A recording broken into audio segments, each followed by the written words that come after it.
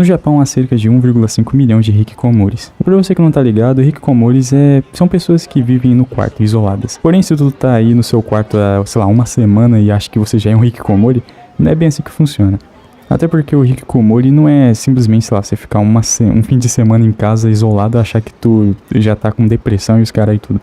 Não, o hikikomori é caracterizado quando uma pessoa ela passa mais de 6 meses no quarto. E assim, tem níveis de hikikomori, mas o mais comum é aquele onde a pessoa às vezes não consegue nem sair do quarto pra nada, né? Tipo, nem pra levar o lixo pra fora.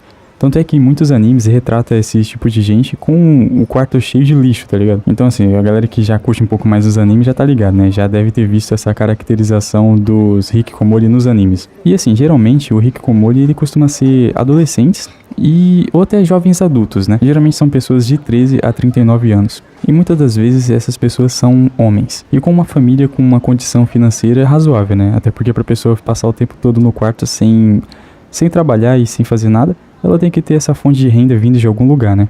E bem, o fenômeno hikikomori costuma durar em média de 5 a 10 anos, o que é muito tempo parado, né? E bom, muitas pessoas podem achar que isso, sei lá, seja realmente algum tipo de paranoia mental que faz as pessoas se isolar e tal, mas não é bem isso, né? Até porque os hikikomori são pessoas que realmente se auto-isolam, né? Tipo, elas que querem isso. E por isso eles também são conhecidos como eremitas modernos, que são pessoas que realmente ficam isolados porque querem. Eles têm acesso apenas ao mundo de forma digital, assim, por meio de jogos ou filmes, séries, essas coisas, né?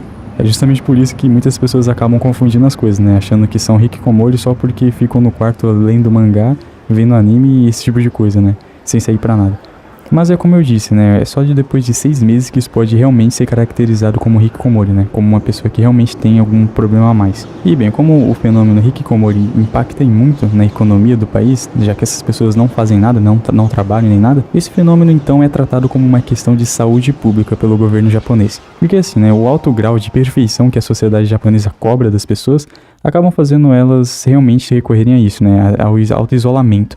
Mas a gente vai falar sobre isso mais pra frente no vídeo, né? Bem, o primeiro boom de hikikomoris foi em 2010, né? Quando isso começou a ser mais comentado. A população da época era de 127 milhões e haviam 700 mil hikikomoris. Ou seja, se comparado ao tanto de pessoas do país, 700 e poucas mil pessoas sem fazer nada é muita coisa. E bem, esses hikikomoris, né? Esses primeiros, eles são conhecidos como hikikomoris de primeira geração. E tendo como base os números dessa época de hikikomoris e os números atuais, alguns especialistas dessa área acreditam que até 2030 haverá mais de 1,5 milhão de hikikomoris. Ou seja, 1,5 milhão já é o que nós temos atualmente, né? Em 2025 existem 1,5 milhão de hikikomoris. E até 2030 a galera acredita que esse número vai dobrar.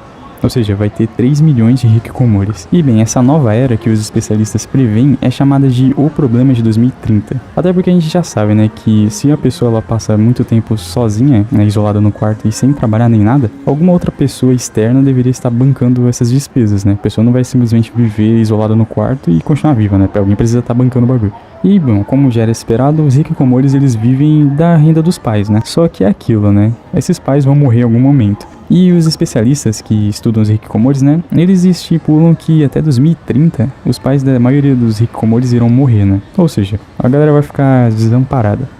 E justamente por já estarem prevendo esse problema de 2030, ainda em 2007 o governo japonês tentou combater esse fenômeno dos hikikomoris de algum jeito, né? Até porque eles precisam fazer esses jovens voltarem a ser adultos funcionais, né? E trabalharem fazendo a economia do Japão, que já é uma porcaria, girar. E uma das atividades promovidas pelo governo japonês contava com a ajuda de assistentes sociais, que iam até a casa desses hikikomoris na esperança de tentar fazer eles voltarem para a sociedade. Como essa galera é muito reclusa, né? Inicialmente a tentativa deles era através de cartas. Tipo, eles jogavam as cartas lá no vão da porta pra tentar conversar com a galerinha, né? Com uma galerinha isolada. E conforme essa interação deles iam escalonando, né? Eles conseguiam depois conversar com eles através de telefone, né? Por voz. Até que no fim eles conseguiam também fazer o hikikomori sair de casa. Pra ir pra lugares mais comuns, assim, né? Mais de lazer, tipo cinema, praças ou shopping. Sendo assim, eles conseguiam estimular o contato social desses hikikomoris aos poucos. Até porque se tu pegar o maluco e já jogar num ambiente de trabalho, pressão pra caralho, os caras não vão aguentar, né? E, bem, como eu disse, né, a ideia é fazer com que essas pessoas voltem a ter um contato social com as pessoas de forma a conseguir trabalhar também. Tipo, trabalhar, estudar e fazer essas coisas aí que faz a economia girar, né? Que é o que o Japão precisa. Até porque o Japão não anda muito bem das pernas economicamente. O Japão é literalmente, e isso eu tô falando assim, é literalmente, pode pesquisar no Google aí. O Japão é literalmente o país mais endividado do mundo. A dívida dos caras equivale a 258% do PIB do país inteiro. Fora isso, também tem aquela questão da economia estar estagnada desde a década de 90, velho. Ou seja, o que a galera ganhava na década de 90, eles continuam ganhando até atualmente. Ou seja, tem esses problemas e ainda por cima, também tem essa previsão de 2030, que prevê mais de 1,5 milhão de hikikomoris. Ou seja, é quase como se tu tivesse câncer, AIDS e fimose tudo ao mesmo tempo e tivesse que dar um jeito de cuidar disso tudo. Inclusive, é justamente por isso que o Japão passou até mesmo a investir mais no turismo do país. Pra você ter uma ideia, os brasileiros e algumas outras nacionalidades conseguem agora entrar no Japão sem visto nenhum. Isso começou no dia 30 de setembro de 2023, ou seja, nem tem tanto tempo assim. Então os caras eles começaram a pensar mais nessa questão de tentar revigorar a economia do país pelo turismo só agora, né? Eles só começaram a pensar nisso agora. E assim, cara, pra mim o Japão, assim, isso não vai ser o suficiente não pra fazer eles melhorar a economia. Eu acredito que eles deveriam facilitar a entrada de pessoas que querem ir lá pra trabalhar mesmo, velho. Assim, qualquer emprego. Até porque a gente já sabe, né? A população lá já tá velha, né? Os caras já não conseguem mais trabalhar. Então, assim, eles precisam de mão de obra. Só que atualmente é aquilo, né? Você só consegue entrar no Japão pra trabalhar se tu tiver um visto de trabalho especificado, né? Tipo, específico. Ou seja, se você trabalha em escritório com alguma coisa assim, aí tu consegue mais fácil entrar no Japão. Assim, entrar no Japão, como eu falei, né? Pra trabalhar. Agora, tipo, se tu quiser entrar lá pra trabalhar de atendente, limpando um banheiro, qualquer coisa assim, você já não consegue. Porque isso aí são trabalhos que só descendentes poderiam ter. Tipo, descendente que eu falo, pessoas que vêm de fora do Japão, né? Se tu é um estrangeiro aleatório aí, né? Um cara ocidental, tu chega lá, tu não vai conseguir trabalhar com isso não, mano. Só se tu for um estudante e estiver fazendo aerobaito, né? Aí você pode. Mas se tu quiser morar no Japão trabalhando disso, você não consegue. E pra mim, velho, isso seria uma boa forma deles ajudarem com a economia do país, né? Liberando pra estrangeiros conseguirem trabalhar lá com qualquer coisa, velho. Sem ser necessariamente formado em algo. Então, assim, pra mim isso ajudaria muito mais. Mas é aquilo, né? Japonês tem aquele problema lá de não querer misturar as raças, não sei o que e tal. O japonês tem que ser japonês. Enfim, essas besteiras aí, né? Esse orgulho deles pela cultura deles também, né? Não é só essa questão da raça, né? Mas também a cultura deles, de respeito, de tudo isso, né? Essa cultura deles, eles também não gostam de que estrangeiros cheguem e mudem, né? Então também tem muito disso. Mas pra mim é aquilo, ou eles vão mudar a força ou eles vão morrer, velho. Porque não tem outra escapatória. Não sei quanto por cento da população lá já tá velha, os caras não tem mais tanta mão de obra assim. Então eles vão precisar ceder em algum momento. Bom, dito isso, agora a gente vai tentar aqui, como eu sempre faço nos meus vídeos, tentar buscar meio que uma explicação dessa origem dos hikikomoris. Claro que devem ter várias outras explicações, você talvez tenha algo bem melhor pra falar pra mim, então qualquer coisa você pode dizer aos comentários pra fazer isso. Mas eu vou aqui dar minhas opiniões sobre o que eu acho que pode estar influenciando o surgimento de novos hikikomoris. Bom, uma coisa que é bem comum de você ouvir no Japão é essa questão da cultura da vergonha, que são aquelas pessoas que não conquistam determinados patamares em suas vidas. E pra piorar, ainda tem aquilo, se a pessoa não conquista tal coisa em determinada idade, a pessoa já é considerada fracassada. Então, assim, você pode conquistar a parada que eles acham que é algo foda depois dos seus 50 anos, por exemplo. Mas pra eles, você ainda vai estar sendo fracassado porque tu conquistou isso muito tarde. Então tem essa cultura, né, da culpa... Eu ia falar culpabilização, mas nem deve existir essa palavra. Mas tem isso, né, eles culpam as pessoas por não atingirem tais níveis de vida, né, social. Seja por serem não tão inteligentes quanto as outras pessoas, ou também por não trabalharem em algo que a maioria das pessoas gostariam de trabalhar. Por exemplo, um cara que trabalha em fábrica lá no Japão. Porra, trabalho em fábrica é um trabalho que o japonês comum não quer ter. Então, se tu trabalha disso, você já não tem tanta moral socialmente falando. É tipo, sei lá, você é um gari aqui no Brasil, que muita gente tem esse preconceito. Lá no Japão também tem esse preconceito, só que quem trabalha em fábrica, né? Que é aquele preconceito imbecil de sempre, né? Porque, porra, se o lixeiro não existisse, teu lixo ia acontecer o quê? Teu lixo ia ficar lá, transbordando na tua porta e daqui a pouco tu ia ter uma jaguatirica aquática ali na frente da tua casa. Porque não teve gente pra tirar o lixo de lá. Mas é aquilo, né? Preconceito assim tem em tudo quanto é canto. E no Japão tem também, só que é pior ainda, né? Então, é justamente por essa pressão ser maior lá, as pessoas acabam desistindo fácil assim da vida, né? Não vou falar a palavra exata. Agora é aquilo, né? Também tem aquelas pessoas que não desistem da vida, mas desistem de fazer algo por ela. Que são o caso dos hikikomoris, que eles acabam se isolando em casa justamente por não aguentarem a pressão. E como eles não querem se matar, pelo menos não ainda, eles acabam se isolando pra não precisar lidar com a pressão, sem precisar meter o pé da vida, sem precisar dar kit. E assim, fazendo um paralelo aqui com o Brasil, também tem um pouco dessa cultura da vergonha. Claro, não tão pesado quanto no Japão, Mas também tem um pouco. Por exemplo, aqui no Brasil é muito comum de você ver caras de mais de 30 anos que moram com os pais sendo menosprezados, né? Porque é dito que os caras são fracassados. Só porque eles estão morando com os pais depois dos 30. Mas é aquilo, né? Às vezes o cara ele tá juntando uma grana pra ter um patamar de vida maior quando sair da casa dos pais, né? Porque não adianta nada tu sair da casa dos pais pra morar num barraco. E isso, obviamente, né? Caso você não esteja lidando com pais filhas da puta, né? Que você realmente tem que se afastar, assim, por algum motivo. Mas é claro, né? Se os seus pais, eles são bons e tal, se você tem um convívio bom com eles, você pode usar isso, né? Esse privilégio que você tem pra ir juntando a sua grana e fazendo sua vida aos poucos. Mas é aquilo, né? Se a pessoa vê você morando com seus pais depois dos 30, eles não tá nem aí pra contexto nenhum, não. Eles vão achar que você é um fracassado. E além disso, também tem aquela questão de, se você não tem alguma habilidade de trabalho e tal, essas coisas, você não tem experiência depois dos 30 anos, você também é visto como um fracassado. E tem aquela outra coisa também, que é bem falado, né, que é a questão da casa própria. Aqui no Brasil a gente vê isso como algo fodão, assim, tipo, se você tem uma casa própria, você é o cara, você é o picudo. Mas é aquilo, né, no Brasil, ainda mais recentemente aí, com taxa pra caralho, é óbvio que uma casa é muito mais cara do que quando era na época dos nossos pais. Então não tem como você comparar uma coisa com a outra. Tipo, uma casa que antigamente custaria uns 100 mil reais, hoje em dia tá uns 500 mil, velho. Então realmente a nossa geração tá foda pra comprar uma casa, velho. Dá foda pra comprar tudo, na real. E bem, voltando aqui pro assunto dos hikikomori, né, que eu já tô até me perdendo falando de Brasil aqui, velho. Bem, é justamente por não aguentar essas pressões que eu comentei, que os japoneses decidem se isolar em casa, se tornando os famosos hikikomoris. Bem, além de dar esses exemplos aqui, eu também vou pegar aqui uma matéria que é da BBC News, né? Uma matéria que inclusive vai estar aí na descrição, caso você queira ler as coisas que eu vou falar aqui. Mas enfim, nessa matéria tem um relato de um cara chamado Hide, que é um hikikomori, só que assim, ele não é especificado como um japonês mesmo ou se é um descendente. Tipo, a matéria não fala isso com exatidão. Mas sei lá, de qualquer forma o cara ele tá inserido no contexto japonês, né, da sociedade japonesa. Então de qualquer forma o relato do cara ainda é válido. Bem, o relato em questão é de um cara chamado Hide, né, como já havia dito. O relato começa com ele dizendo que simplesmente quis parar de ir pra escola, né. Ele não diz o porquê, mas provavelmente deve ser por problemas, né, com, às vezes com bullying, alguma coisa assim.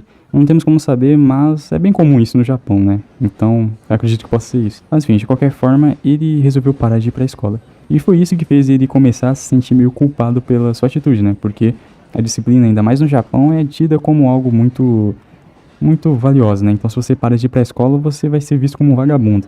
E foi assim, né? Que ele foi aos poucos começando a não sair mais do quarto, né? Ele começou a se sentindo culpado por não ir pra escola e depois passou a não fazer mais nada, né? Só ficar no quarto. Além disso, ele também foi aos poucos parando de se encontrar com pessoas, assim, né? Tipo amigos e tal. Até que no fim o cara simplesmente parou de falar até com os próprios pais, velho. Ele, tipo, de dia ele ficava dormindo, né? Pra não precisar falar com ninguém, nem com os pais. E à noite ele ficava acordado, né? Assistindo TV e tal. E inserido apenas no mundo digital. Bem, a matéria encerra o relato do Hide por aqui mesmo. Não fala se ele superou essa questão do hikikomori, né? Se ele passou a ser um cidadão comum, né? Trabalhando e tal.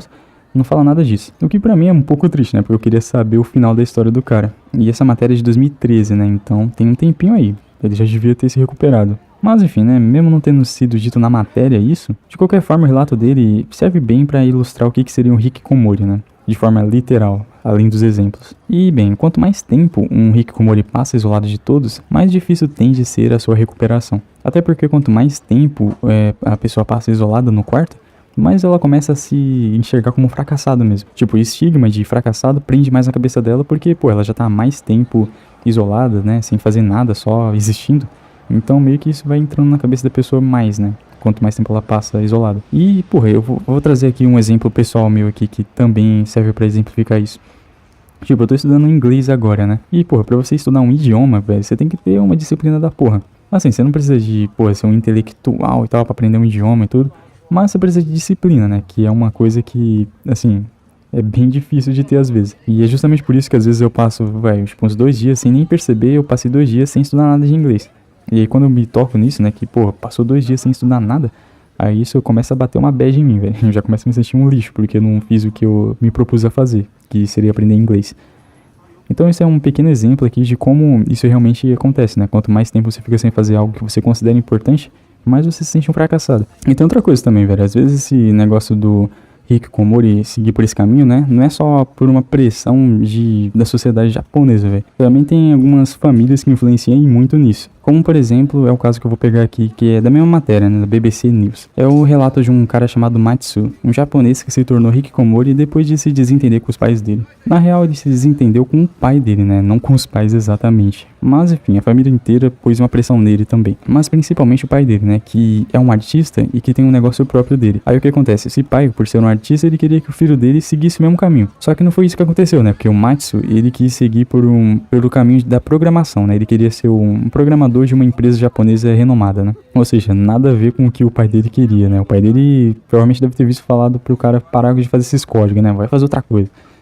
Mas não é bem isso que o Matsu queria fazer, né? Ele queria continuar sendo programador. E o pai não quis isso de jeito nenhum. E pra mim é aquilo, né? Acho que um pai que... ou mãe também, seja lá o que for, que tenta fazer o filho fazer o que eles querem, tá errado pra caralho, né? Não preciso nem falar aqui. Tipo, só porque saiu do saco dele, tem que fazer o que ele quiser. Tá ligado? Tipo uma marionete. Bem, eu acho que deu pra pegar aqui a ideia do que são os hikikomoris e o problema que eles acabam causando no Japão, né? Seja de forma indireta. Já que a falta de trabalho deles impacta na economia do Japão, né? E, bem, esse é um problema que o Japão fabricou e que tá pagando preço agora, né? Porque essa questão do Japão ser muito pesado com as pessoas, né? Tipo, cobra muito. Isso faz com que as pessoas meio que queiram sumir às vezes, tá ligado? Não é à toa que o Isekai é um tipo de anime muito famoso lá no Japão, né? Que Isekai, pra quem não conhece, é uma história que conta, um humano aqui mesmo, né, da Terra, e que foi pra outro mundo, tá ligado? É tipo assim, né, meio que retrata o pensamento do japonês, né? Eles querem simplesmente fugir dessa realidade. Aí os animes Isekais que retratam isso, né? Retratam um humano que tá em outro mundo, acaba fazendo bastante sucesso. E assim, né, é óbvio que, por mais que eu tenha dito que eles fabricaram esse problema deles, né, de cobrarem muito das pessoas, isso não significa que eu não considere a produtividade algo bom, né, muito pelo contrário. Até porque, eu trabalho, faço o canal aqui e estudo inglês ainda por cima, então eu entendo a importância da produtividade. Mas ainda assim eu também entendo que, tem limite, né, você tem que dar um descanso pro teu corpo às vezes. Coisa que na sociedade japonesa não é tão comum assim, né.